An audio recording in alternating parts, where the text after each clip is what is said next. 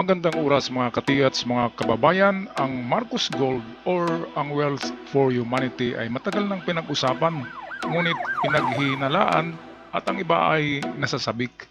Katulad ko, ang Marcos Gold ay napakaraming legendary stories about sa kanyang origin. Pero dito sa bidyong ito ay medyo meron tayong makuhang magandang ideya kung ito nga ba ay totoo o hindi. Kaya atin panoorin. Narito ang ating ka-vlogger, Kaalam PH. Marcos Gold, ang kayamanang inaasam ng maraming Pilipino na gamitin upang iahon ang buong bansa sa matinding kahirapan. Sobra sa 1 milyong toneladang ginto na sinasabing mapapasakamay daw ng taong bayan sa tamang panahon. Ayon sa isang dating empleyado ng World Bank, ang napakalaking kayamanan ay nakatago sa Bangko ng Pilipinas at sa ibang bansa, ang tinaguriang Wealth for Humanity. Okay, dito tayo mag-umpisa sa ating reaksyon sa bidyong ito kay Karen Hoodies. Si Karen Hoodies ang attorney ng World Bank noong 1980s, kung saan ang mga time na yun ay yun yung mga time na nagdeposito si Marcos. Umpisa pa lang ng 1960s, noong hindi pa siya presidente, ay nagdeposito na siya diyan sa World Bank ng mga ginto. Kaya ayon kay Karen Hoodies, alam na alam niya ang mga transaksyon ni Ferdinand Marcos.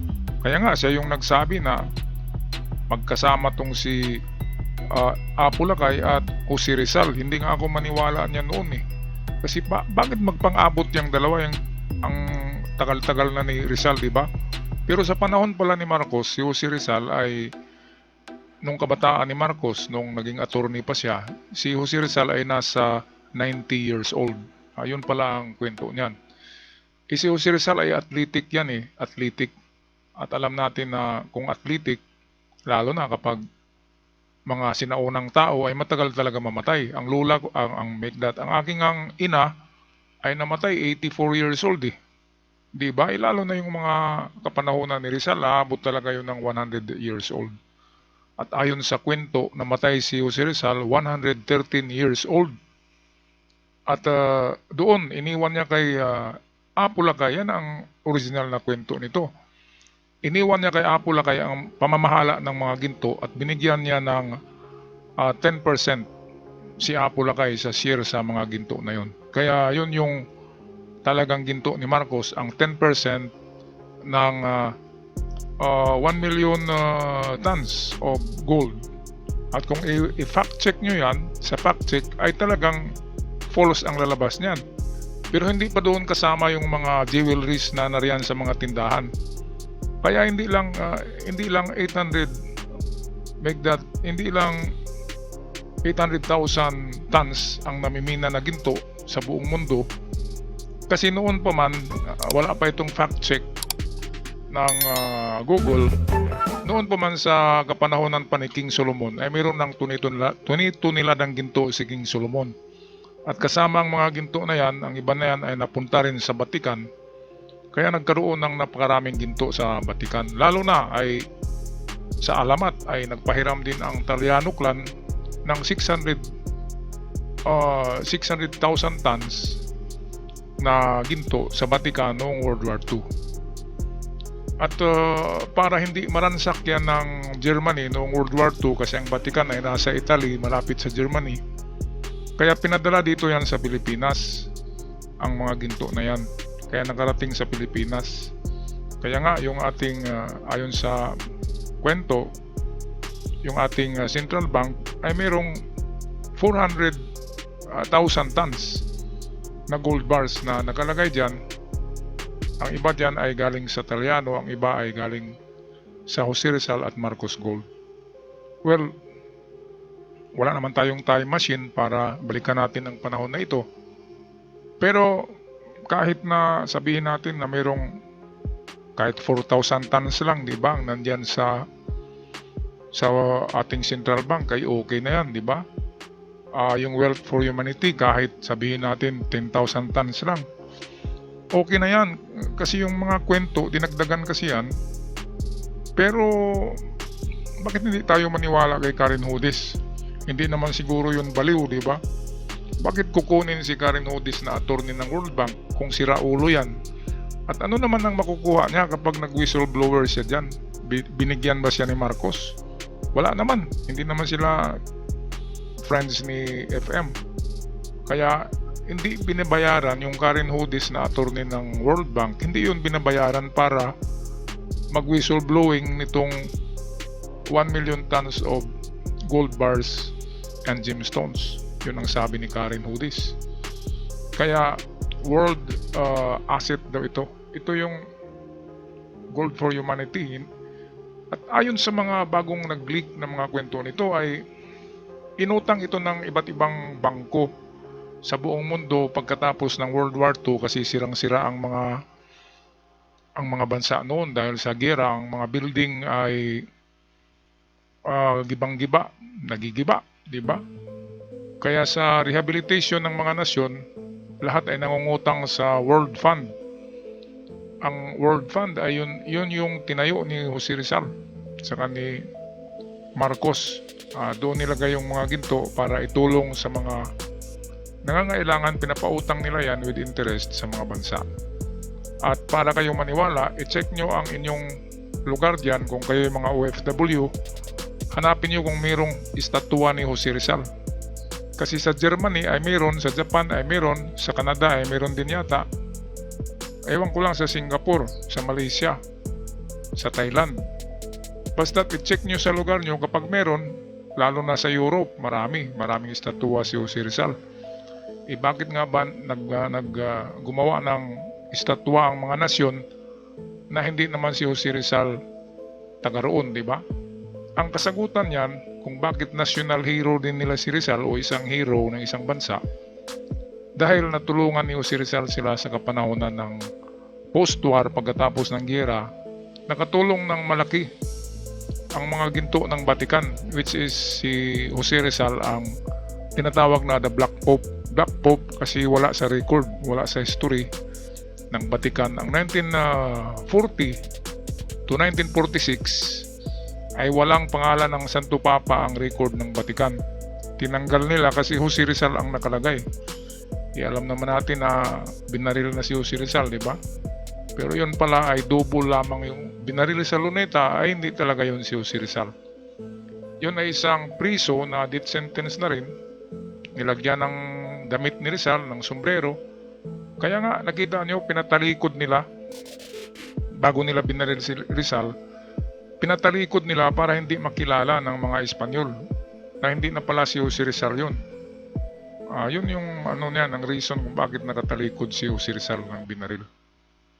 Okay, patuloy tayo. Kaalam PH, welcome back. Ang kontrobersyal na Marcos Gold ay matagal nang pinag-uusapang, kadalasan ay pinaghihinalaan, subalit marami ang nasasabik. Dahil sa mahigit sa 1 milyong tonelada ng ginto ang pinaniniwala ang pag-aari ng yumaong dating presidente Ferdinand Marcos at sinasabing ipamamana raw ito sa bansang Pilipinas. Maraming kwentong nagkalat patungkol sa nasabing ginto. Mayroong naniniwala na ang mga ito ay mula sa pamilya na mula sa malayong isla. Ayon sa isang ulat noong taong 2006, mayroong 2 milyong toneladang ginto ang dinala sa Pilipinas mula sa imperyong Mahapahit, kahariang Indiana na nananahan sa isla ng Java sa bansang Indonesia. Ito ang sinasabing pinanggalingan ng 2 milyong toneladang ginto na ngayon ay pinag-uusapan. Ang kwento tungkol sa pamilya ay lalong sumikat nung lumabas ang isang empleyado ng World Bank na nagpapatunay na sobra sa 1 milyong toneladang ginto ang pagmamay-ari ng dating Pangulong Marcos. Good evening. I'm your host, Karen Hudes, and this show is the 34th segment following up on a prayer of Ferdinand Marcos. At the end of World War II, Ferdinand Marcos, who was the lawyer who was the superior general of the Jesuits at the time, the world's international monetary gold reserves and other wealth into a trust for the benefit of humanity. Kung totoo ang salaysay at mayroong sobra sa 1 milyong tonelada ng ginto ang Pilipinas, ito ay sasagip hindi lamang sa bansa, kundi pati na rin sa buong mundo.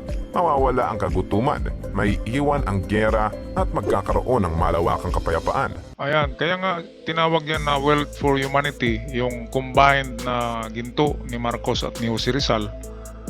Kasi itinulong talaga yan pagkatapos ng giyera. Kaya nga mabilis na nakaangat ang Germany, ang Japan, ang Canada, meron dyan, merong Jose Rizal dyan.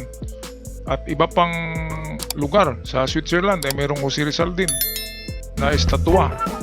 Kaya yan yung pruweba. Bakit hindi ba kayo nagtaka bakit may Jose Rizal sa ibang bansa na estatwa? Kasi universal man si Jose Rizal at alam nila na malaki ang tulong na naibigay ni Jose Rizal nang siya ay naging Black Pope ng Vatican dahil sa mga ginto na yan ay bumangon ang mga bansa. Kaya wag na natin hanapin yung gold for humanity.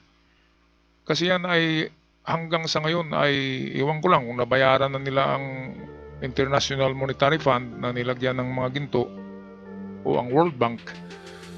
Kasi yan ay blind trust na sinasabi ni FM. So mayroong mga kasunduan yan na medyo malabo, blind. Ang sigurado dyan ay mayroong benepisyaryo. At ang benepisyaryo niyan, walang iba. Di ba? Sino pa ba? Alangan naman na si Amy Marcos, iibigay yun sa mga Duterte. Ang Wonder Boy or Spiritual Boy, wala nang ibang boy, wala nang maliit na bata nung buhay pa si FM. Kaya yun ang niligay niya na spiritual Wonder Boy or the White Boy. Yun na yun si PBBM. Sa akin lang yun ha. Kayo, anong paniniwala nyo? Sino ba bang spiritual Wonder Boy ang ilagay ni Apo Lagay? Alangan naman na ibang tao. Siyempre, kanyang anak. Ganyan lang yan.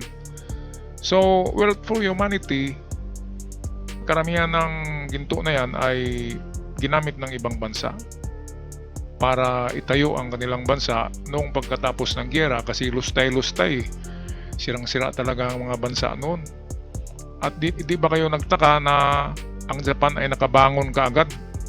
Nagiging tiger economy kaagad ang Japan sa Asia. Ang pagbangon nila ay tulong din ng ginto ng Rizal at Marcos Gold na minsan nag-claim na Taliano Gold, pero sabihin natin masigurado diyan ay Rizal and Marcos Gold. Si Marcos noong 1980s ay nakakuha yan ng Yamashita Treasures, kaya hindi lahat ng mga ginto ay galing kay Jose Rizal. Meron ding sariling mga ginto si FM galing sa treasure hunting niya.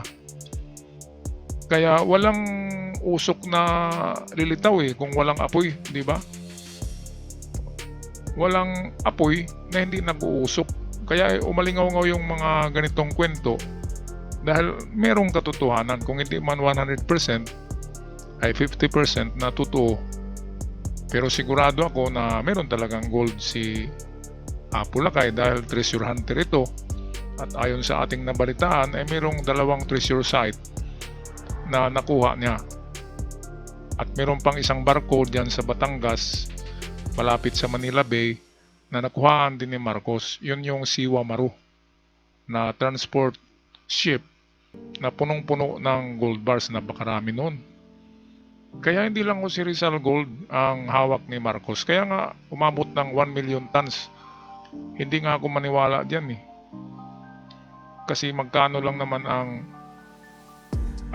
ilang tonelada lang ba ang treasure site? Sa isang treasure site ay mayroong 30 tons na nilalagay ang emperor ng Japan na gold. So kung nakakuha si FM ng 3, mayroon lang siyang 90 tons. 90 tons of gold bars. So yan ang pinakamalapit sa katotohanan. Pero kung isama pa natin yung Jose Rizal Gold, Vatican Gold, Taliano Gold, ay talagang aabot yan ng 1 million tons. Kasi mga historical gold na yun ay ancient gold, marami yun. At matagal na yun, hindi yun ma-fact check. Paano mo ma-fact check yung walang record, diba? Kasi ang tagal na. Yung fact check ngayon ay yung mga ngayon na panahon ang ma-fact check ng Google or ng Rappler. Okay, balik tayo sa Kaalam Piats para sa karagdagang impormasyon sa mga gintong ito. Magkano ang halaga ng mga ginto? Marami ang naniniwala sa salaysay ng babae dahil kung iisipin mahirap namang pagdudahan ng dating empleyado dahil mismong World Bank na ang nagdeklara na siya nga ay dating nagtatrabaho sa naturang kumpanya. Bukod doon, pinariingan din ito ng kilusang bagong lipunan. Ayon sa KBL, taong 1934, pinahiram ng isa sa mga miyembro ng Filipino royal family sa Vatican ang 640,000 metric tons ng ginto.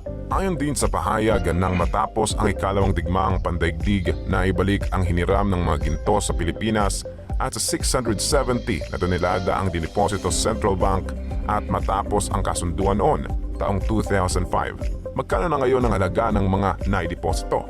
Ayon sa Monix.com, ang isang kilong purong gold bar ay may halagang $57,516 o mga 2.9 million pesos. Ang isang toneladang ginto ay may halagang $57.5 million o halos 3 bilyong piso.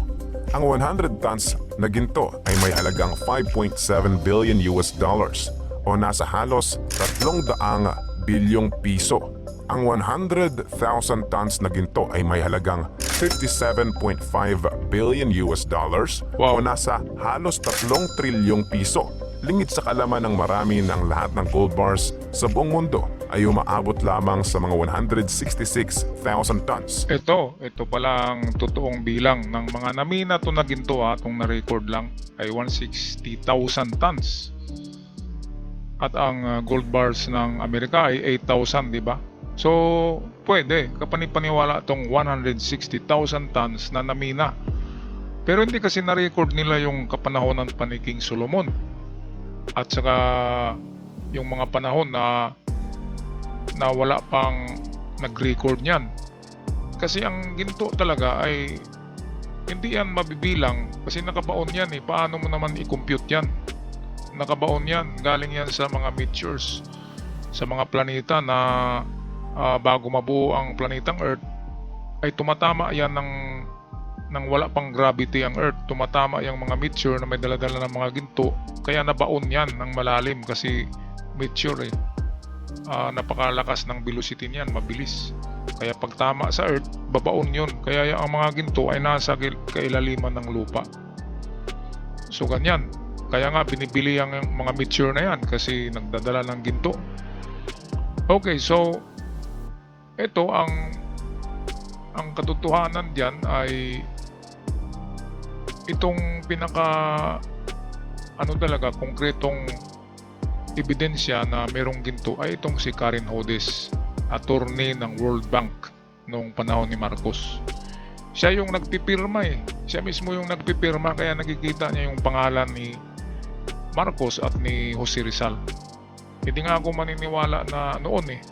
Sabi ko ay naku, gawa-gawa na naman kayo ng kwento na yan. Paano magtagpo ang Jose Rizal at Marcos? Iba-ibang panahon yan. Pero kapag balikan natin ay pwedeng mangyari yun. Kasi hindi natin nababasa ang ang utak kasi ni Jose Rizal ay napaka-genius. Kung genius si Apo Lakay, ay mas genius si Jose Rizal. Super advanced ang utak niyan. Kaya nga bilib sa kanya ang mga European kings, mga queens, mga prince, mga duke sa Europe. Nagpapagamot sa kanya ng mata ay bilib na bilib sa kanya. Ilang lingwahe bang alam ni Jose Rizal? Nasa 13 yata 13 languages. Alam niyang magsalita. Kaya hindi siya pinabaril ng mga hari ng Espanya, ng Portugal. Bagkus kumuha sila ng isang sentensyadong Pinoy na kasing taas at nilagyan ng brim hat. Di ba nakita niyo yung ang laki-laking sombrero para hindi makita yung mukha ng binaril at pinatalikod pa para hindi talaga makita. Baka sabihin ng bumaril na hindi yata yung si Rizal . Okay, kaya pinasuot sa kanya ang mga tuxedo ni Jose Rizal doon. At yun ang alam natin sa history. Marami ang hindi totoo sa history, kagaya na lamang ng the first man on the moon. Ang lumanding sa moon na 3, Armstrong, Aldrin, and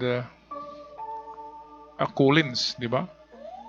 Ay hindi totoo, di ba? Kasi nung 1969 ay wala pang computer. Calculator pa lamang ang naimbento doon. Noong time na yon, kaya hindi makompute ang time travel papuntang moon. At hindi pa ganun ka-sophisticated ang mga makina, ang machine, ang rockets. Ang rocket natin ay hanggang ulap lang eh. Kaya walang nakarating sa buwan.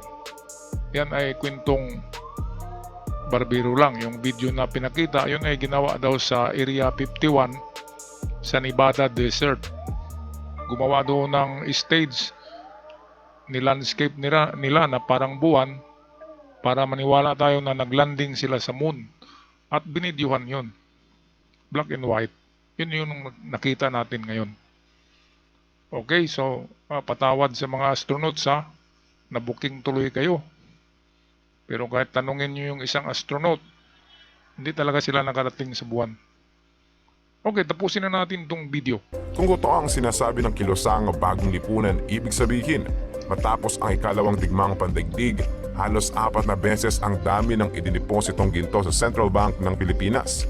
Ang pahayag ng empleyado ng World Bank na sobra sa 1 milyong tonelada ng ginto ang pagmamay-ari ng dating Pangulo ang ipamamana hindi lamang sa mga Pilipino, pati na rin sa buong mundo. Ibig sabihin, 6 na beses ang dami ng ginto ng sambahayan ng Pilipino kumpara sa ginto ng buong mundo. Ito ay may halagang $67.51 trillion at kung ipamamahagi ito sa bawat Pilipino, bawat isa sa atin ay tatanggap ng 24 million pesos. Ito yung bigyan natin ng reaksyon ngayon. Marami ang nagsabi nung nanalo si PBBM na nabudol-budol daw sila. Paano kayo nabudol-budol? Kasi itong video na ito yata yung nagsabi na bawat isang tao daw ay merong 24 million. Meron namang isang video na nagsasabi na bawat tao ay merong isang gold bar.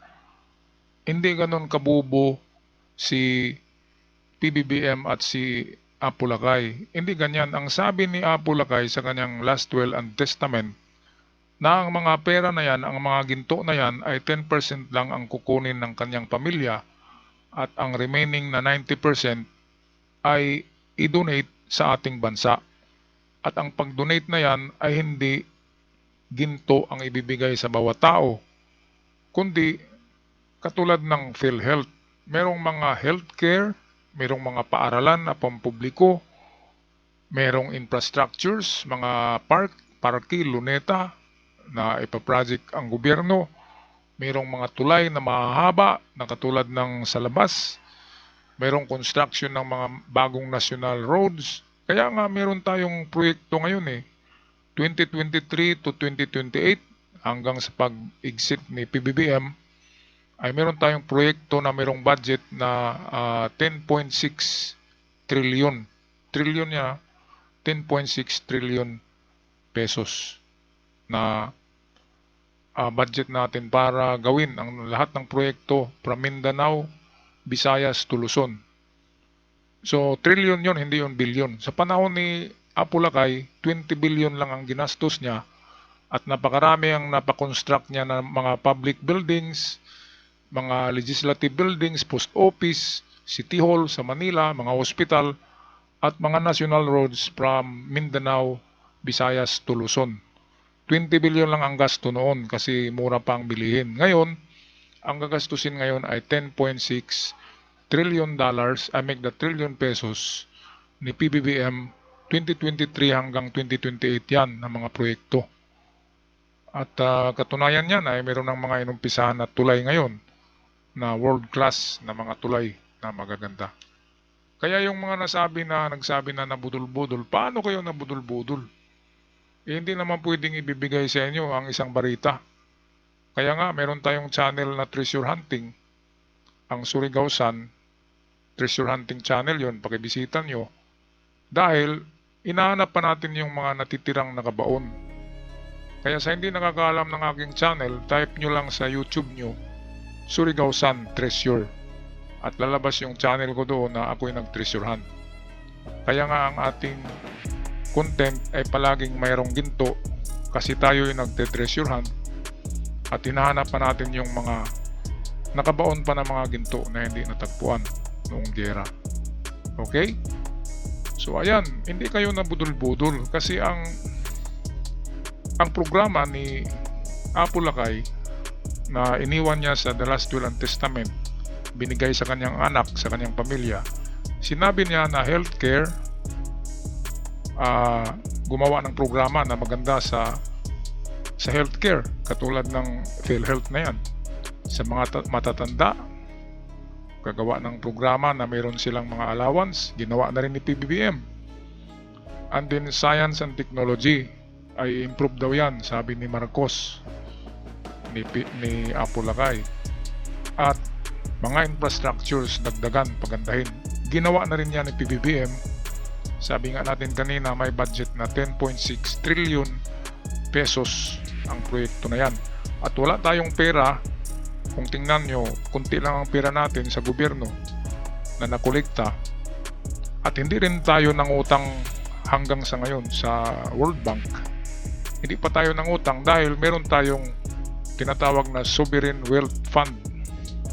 Ang Sovereign Wealth Fund, si Apo Lakay din ang nag-ano niyan eh. Gusto niyang magtayo ng ganyan. Iwan ko lang kung ang Maharlika Wealth Fund, ayun ba yung Sovereign Wealth Fund? Kasi ang Maharlika Wealth Fund, yun na yung mga extra money, yung mga sumubra na mga budget sa iba't ibang ahensya ay doon nilalagay para pag dadami na ay igawa na ng mga infrastructures. At hindi na tayo mangungutang, yun ang sabi ni PBBM. In the future, hindi na tayo mangungutang sa World Bank dahil meron na tayong sariling Sovereign Wealth Fund.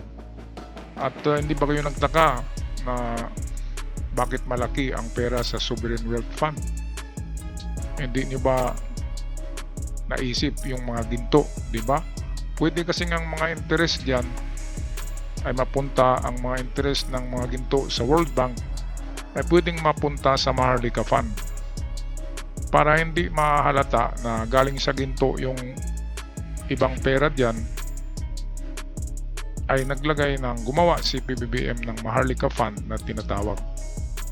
Napakagaling, matalino kasi yan. Isipin nyo kung i-announce ni PBBM na mga kababayan, narito na ang ginto ng aking ama, ipamimigay ko sa inyo, edi magkagulo ang buong Pilipinas at buong mundo. Kaya yun lang ang pinaka-safety, igawa ng project, ibigay sa healthcare, magbigay ng budget sa research, sa science, para unlad ang Pilipinas, sa mga paaralan, sa mga estudyante. Ganun lang yung last will and testament ni Apo Lakay. Hindi siya nagsabi na ibigay niyo ang bawat barita sa bawat pamilya. Hindi ganun. Kaya walang nabudol-budol. Okay ang ating gobyerno ngayon, napaka-okay. Mataas ang ating GDP growth, economic growth, mataas. Kahit saan nyo i-research. Sa Google talagang pataas yung graph. I-research nyo nga mga DDS para makita nyo na totoo. Kasi sasabihin nyo naman na fake news ito. Ang ating economic growth ay tumaas ng tumaas ng tumaas. Yan ang katotohanan. Pero atin muna panuorin, pakinggan ang last word ni Kaalam Piats. Ipinahayag na mayroong 400,000 na toneladang ginto sa Central Bank ng Pilipinas sa kasalukuyan at 200,000 ang nasa Switzerland at marami ang nakabaon sa bansa natin mismo. Pinaringgan din ng babae ang sinabi ng mga naunang pahayag na ang pagdeposito sa mga ginto ay nasa ilalim ng pangalan ng dating Pangulong Ferdinand Marcos. Bagamat nakadokumento ang buong salaysay, mayroong pa ring mga naghihinala dito. Sa dahilan ang mga nakasulat raw sa pahayagan ng Contract Phoenix Journal tungkol sa independent confirmation of the Philippine Gold at ng kilusang bagong lipunan sa Untold Story of the Kingdoms of Mahalicans ay gawa-gawa lang daw ng mga loyalista upang linisin ang pangalan ng dating unang pamilya. At kung totoo daw, ng kayamanan ng royal family ay mula sa isla ng Java, nangangahulugan lang na ang tunay na may-ari ng mga ito ay ang mga mamamayan ng Indonesia. Okay, so dito tayo magtapos. Ang mga gold bars na yan na hindi na yan maklaim. Kasi binago ni FM, kaya nga nagpatayo siya ng Central Bank, isang smelting bank yan. Diyan tinutunaw yung mga ginto. Ang mga ginto na may mga pangalan na nakatatak galing sa Sumatra, Cambodia, o kung saan-saan man ang mga ginto yan, ay tinunaw na at ang marka niyan ay Central Bank of the Philippines. Kahit tanungin mo yung taga Central Bank, ang mga ginto ay merong marka, merong tatak na Central Bank of the Philippines. Kaya hindi na maklaim yun ng ibang bansa dahil mismo ang United Nations ang nagbigay ng palugit para sa mag-claim. Yung mga gintong yan ni Marcos ay alam yan ng UN na galing yan sa giyera sa World War II at galing pa sa ibang sources. Kaya sabi ng United Nations, korte, yung korte ng United Nations na okay, kung sino mang mag-claim ng mga ginto nyo, hanapin nyo sa Pilipinas at magdala kayo ng pruweba na sa inyo yan. Paano nila mahanap? Tinunaw na, nilagyan na ng marka na Central Bank of the Philippines Gold. Kaya hindi nila na-claim, nag-expire ang 30 years. 30 years yun na binigay na claim na pwedeng mag-claim ang mga nasyon ng kanilang nawawalang ginto noong giyera. Pero wala talaga silang na-claim. Kaya ngayon, nag-expire na yung claim na yun. Atin na ang ginto na yan. Atin na. Sa Pilipinas na talaga ang mga gintong yan. Kaya kudos kay Apo Lakay at kudos rin sa spiritual wonder boy na si PBBM. Ako'y magpaalam na. Maraming salamat Kaalam PH sa inyong video at huwag kalimutan mag-subscribe sa aming channel para palagi kayong updated sa ating mga bagong uploads. God bless the Philippines. Paalam!